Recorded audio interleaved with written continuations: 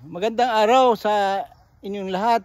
Ngayon po ay Sabado, 15 June 2024. So nandito po ako sa bagong mga poste natin.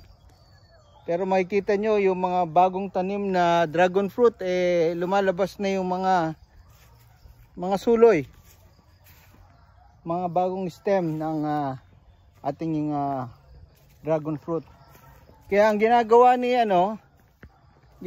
ni Dodong ngayon ay tinatalian yung mga bagong tubong mga suloy. Although wala pang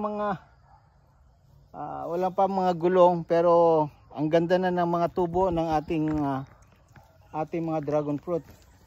Oh, bumati ka Dodong.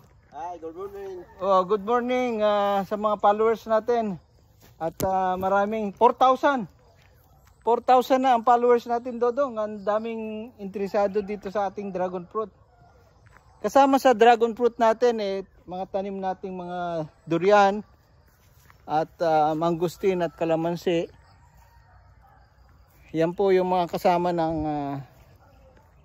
dito sa area na ito. At siguro in 2 months or 3 months,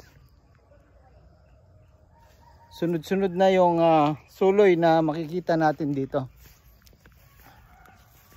So yan po yung ilan ba yung mga poste natin dito, Dodong? Bali, 500 yata po lahat. Ilan? Yung bago, 500. 500? Dito, hindi naman 500. Siguro mga 250 dito. Kasama doon po sa taas. Oo. Kasama sa taas.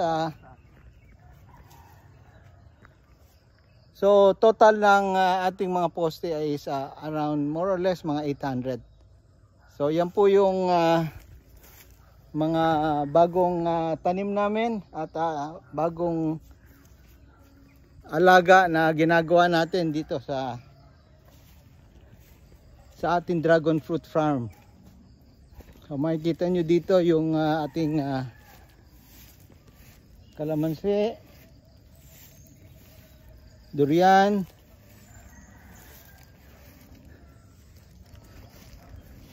dito po meron din tayong konting pomelo at mangustin. So good for ito. Lalagyan po natin mamaya ng abono at